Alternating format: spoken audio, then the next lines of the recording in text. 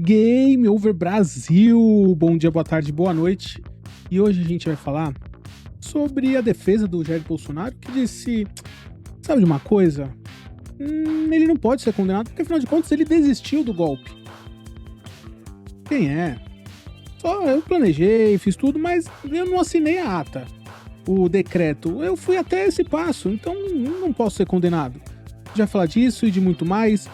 E o que a direita brasileira tá fazendo? Pelo amor de Deus, vergonhoso. Roda a vinheta e não deixa de se inscrever.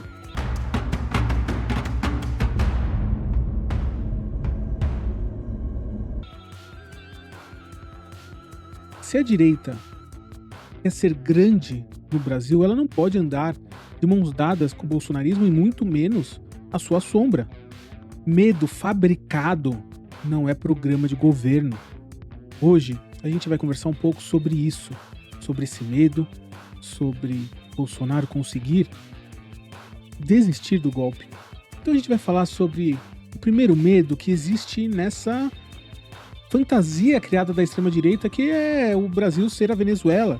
Paulo Guedes disse que se o Lula fosse eleito, em 6 meses virava Argentina, em 1 ano e meio virava Venezuela.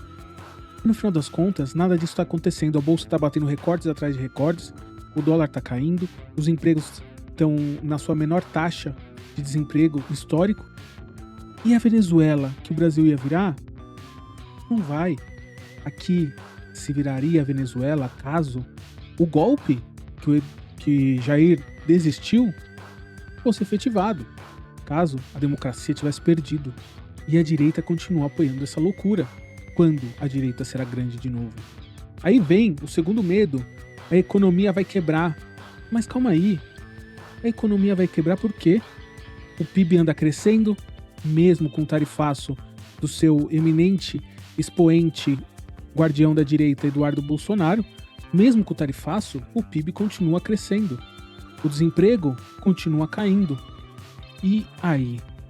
Quando que a gente vai quebrar a economia defendendo políticas de comércio exterior justas? Quando a gente vai quebrar a economia abrindo novos mercados? Isso, nós da direita, defendemos há anos. E agora, o presidente Lula, um radical de esquerda, está fazendo exatamente o que o livro e a teoria econômica da direita prega. Mas calma aí. Que direita é essa? O terceiro medo dos bolsonaristas, que a criminalidade vai explodir. Isso é um fato.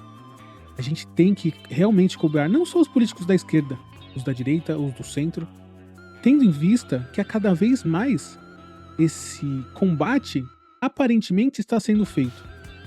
Mas isso me levanta uma dúvida. A criminalidade tem a ver com direita e esquerda? Ou a criminalidade tem a ver com a sociedade que a gente vive? Porque bolsonaristas defendem penas duras para criminosos. Eu concordo. Conseguiram aumentar o tempo máximo de prisão de 30 para 40 anos? Eu concordo. Porém, Bolsonaro agora, na sua defesa, disse que não foi até o fim na tentativa de golpe, por isso não deve ser punido. Mas calma aí. Se o crime é para pessoa pobre, e para mim, que sou o grande defensor da direita máxima do país, o bastião das virtudes, cometi o crime de tentativa de golpe de Estado e não quero ser punido. A direita é isso? Realmente, é isso que a gente quer da direita? Os crimes cometidos, dependendo da classe social, é uma pena? E se for pobre, que permaneça na cadeia sem julgamento? Não, a direita não prega isso. Quem prega isso pode ser golpista, pode ser burro, e pode ser uma pessoa que está farmando dinheiro em cima de você com pensamentos e ideias de ódio. E aí vem o quarto medo mágico do bolsonarismo? Não. O quarto medo é geral. É a volta da corrupção. A corrupção no Brasil não tem a ver com direita e esquerda. A corrupção no Brasil tem a ver com pessoas que nós elegemos ou até mesmo com pessoas que tentam de todos os jeitos levar vantagem dentro da administração pública. Afinal de contas, as pessoas que estão na administração pública não são pessoas que nasceram no ovo. Elas vêm da sociedade. Isso é um medo constante de corrupção, de tirar vantagem em cima de tudo. Por isso, não adianta vir falar de corrupção de direita, de esquerda. A corrupção tem que ser combatida sempre. Tanto em Mensalão, Petrolão, Lava Jato, Joias Sauditas, Fábrica de Chocolate. Isso eu tô dizendo só dos macros. Mas pega as emendas PIX sem identificação. Praticamente todas têm algum tipo de corrupção. E ninguém tá indo lá investigar. Ninguém tá indo lá cobrar. Assim como a direita e a esquerda estão usando essas emendas. E você aí chorando por um presidente que falou: calma aí, eu não posso ser condenado, afinal de contas eu só planejei tudo, mas na hora de dar o último passo eu não dei. Por isso que o crime chama tentativa de golpe de Estado. E aí vem o quinto medo: ideologia de gênero. Bom, isso é uma coisa muito ligado à igreja. E a extrema-direita bolsonarista está misturando tudo isso numa coisa que é simples.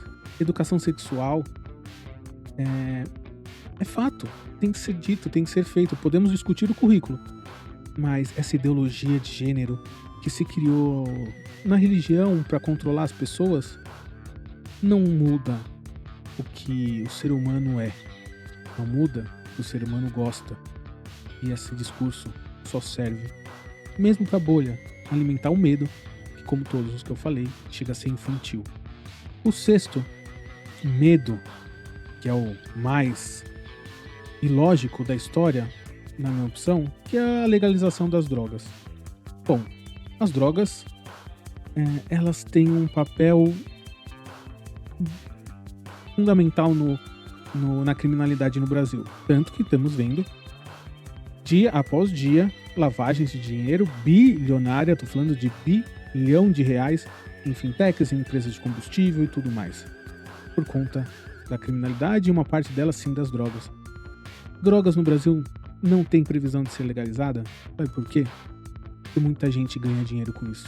Porque se fosse legalizada, cobrando imposto, cobrando taxa de importação, cobrando qualidade do produto, ela deixaria de ser tão rentável. E ficaria mais cara, como cigarro, como álcool, que são taxados muito forte. E isso não é interessante para quem consegue, com drogas, lavar bilhões de reais. Porque não é fácil você passar por baixo do radar do Estado, e quando digo Estado, eu digo Receita Federal, Receita Estadual e todos os órgãos que controlam dinheiro no país, sem a ajuda de alguém. Porque você, fica um ano sem pagar ou declarar imposto de renda. O fisco vem. Agora, quem trafica e lava dinheiro ganha milhões. E o oitavo medo, que esse chega a ser infantil pelas declarações de Bolsonaro e a repercussão disso. As urnas fraudadas. Essas já estão mais do que claras que isso realmente não tem até o momento. Não temos nenhum caso, não temos nenhuma prova. Bolsonaro deu a declaração em frente ao ministro Alexandre de Moraes, indagado sobre as urnas, e ele disse: então, eu não entendo muito bem das urnas. Então, como eu não entendo, eu falo que elas são fraudadas. Essa é a resposta dele no depoimento sobre as urnas eletrônicas no processo do golpe. Ele falou: não entendo, eu não sei como é que funciona, como é que isso transmite os dados de um lado para o outro, então como eu não entendo, eu quero saber e acabo falando que não funciona, porque é isso, eu não entendo. Se você não entende, você fala que não funciona, que é fraudada, que é manipulada.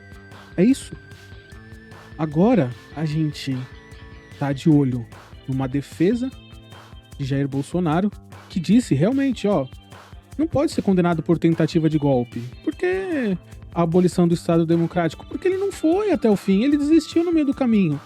Calma aí, se ele desistiu no meio do caminho, você tá me dizendo que ele planejou.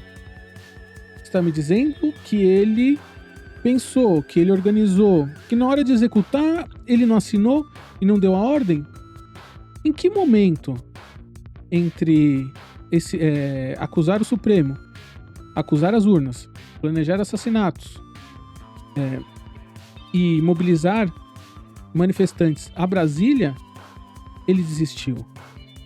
Bom, para quem tinha alguma dúvida se o Brasil ia virar uma Venezuela com Lula ou com Bolsonaro, eu acredito que quem quer dar o golpe e colocar o exército para tomar conta é o que está mais alinhado com a Venezuela.